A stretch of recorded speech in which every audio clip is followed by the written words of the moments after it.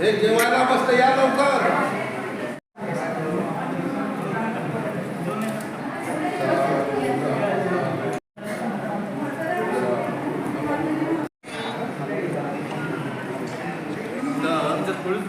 बरं का बाई लक्ष द्या इकडे.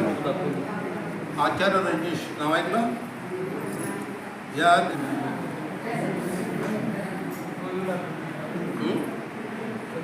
तर आता जे झालं ते झालं. आता काही तुमच्याकडे कसं सुटणार नाही. आता आयुष्यभर तुम्हाला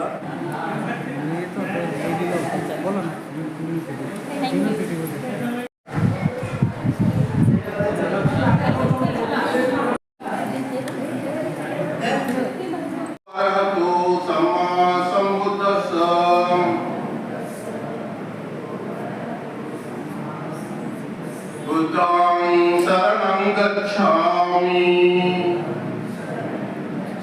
धम्मं शरणं गच्छामि संघं शरणं गच्छामि द्वितीयंपि बुद्धं शरणं गच्छामि द्वितीयंपि धम्मं शरणं गच्छामि. अरहतो सम्मा सम्बुद्धस्स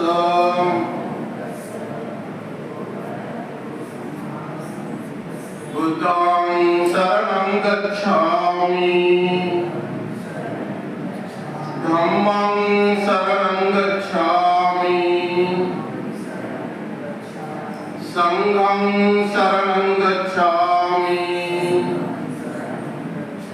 द्वितीयंपि बुद्धं शरणं गच्छामि द्वितीयंपि धम्मं शरणं गच्छामि. समज का असेल म्हणजे काय समजदार माणूस नंतर काय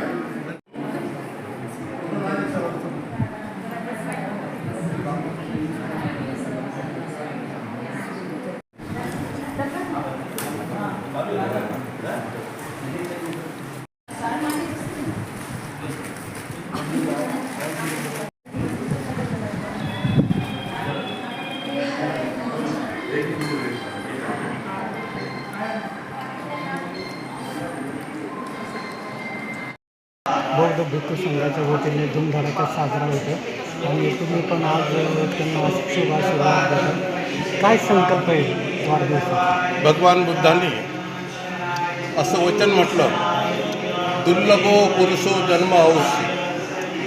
पुरुषाचा जन्म हा अतिशय दुर्लभ आहे. या सृष्टीमध्ये नेचरमध्ये अनंत प्राणी आहेत. जमिनीवर आहेत, पाण्यामध्ये आहेत, हवेत आहेत.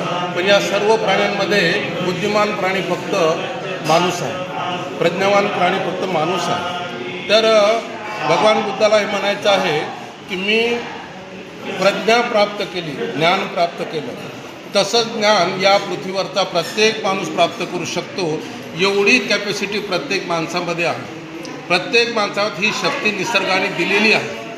तर भगवान बुद्धाने म्हटलं की मी 10 पारमिता, 10 उपपारमिता आणि 10 पारमार्थिक पारमिता अशा 30 पारमिता पूर्ण करून मी बुद्धत्वाला प्राप्त झालो.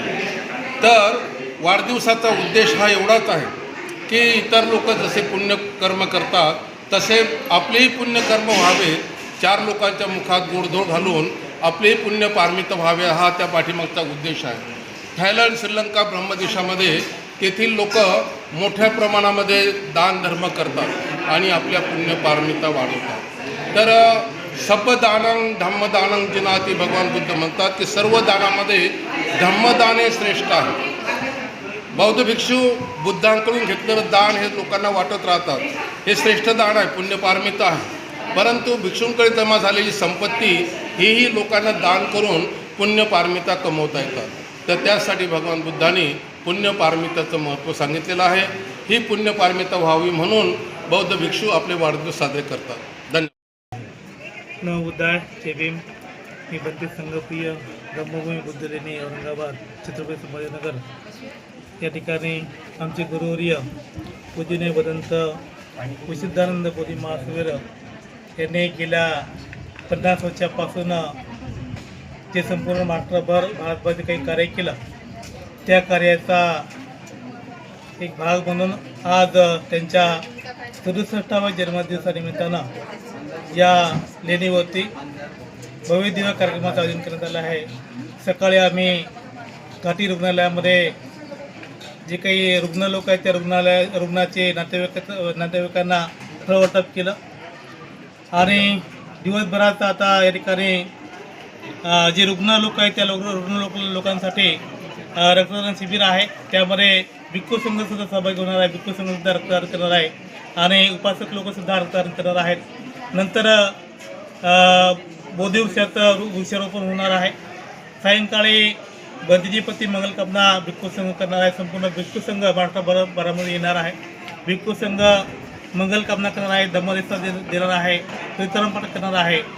नंतर भिक्खू संघासाठी अल्पदान आहे, उपासकांसाठी धम्मदेशा आहे आणि उपासकांसाठी भोजनदान आहे. अशा प्रकारचा भव्य देव कार्यक्रमाचं आयोजन आजच्या दिनानिमित्त करण्यात आलेलं आहे. काय आवाहन करणार तुम्ही उपासकांना? आव्हान हेच आहे की बंदीजींनी जे काही आपल्या संपूर्ण समाजाला जे काही दंभदान केलं त्या दंभदानाचं एक प्रतीक होती किंवा त्यांचं उत्तराई होण्यासाठी आपण सर्व मोठ्या संख्येनं बंदीजीपती मंगलकामना करण्यासाठी त्यांना दीर्घायुष्य मुक्त होण्यासाठी त्यांना मंगलकामना करण्यासाठी हजारो संख्येनं या लेणी होती. यावर ही सर्वांना आव्हान आहे.